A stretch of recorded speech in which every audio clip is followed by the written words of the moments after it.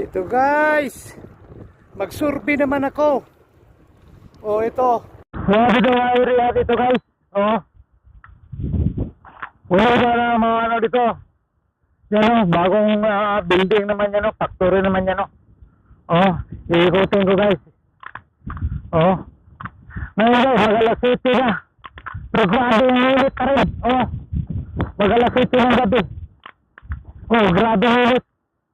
Oh, kita pang araw. Matindi dito guys, matindi. Napakatinding init.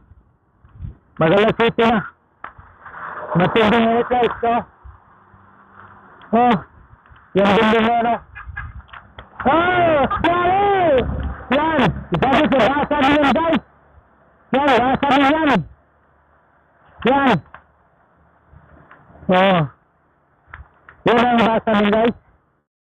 Oh, ako mag-bike lang ito, oh, service ko guys, oh.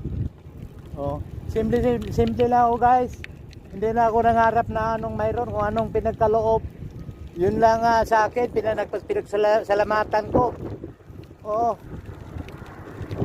Okay na sa akin yan guys. Yung binigay ng Diyos. Oh, yung binigay ng Diyos. Yun lang.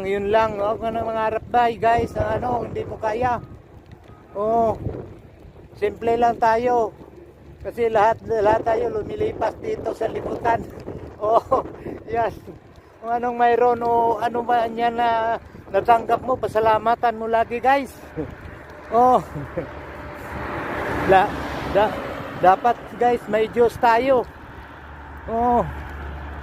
Lagi tayo nga ano natin yung Panginoon. Kasi yan ang nagbigay natin ng lakas araw-araw. Di ba guys? Oh. Parang aware tayo guys. Aware tayo sa pangyayari sa sanlibutan. 2025 na. Oh. O kailangan aware na tayo. Ano pa bang kabalaghan natin sa libutan guys? Hindi. Ano lang guys, bike lang guys. Exercise. Ano guys, painit guys oh. Ano lang. Okay guys, galbis guys. Oh, chat out naman guys. Oh, chat out.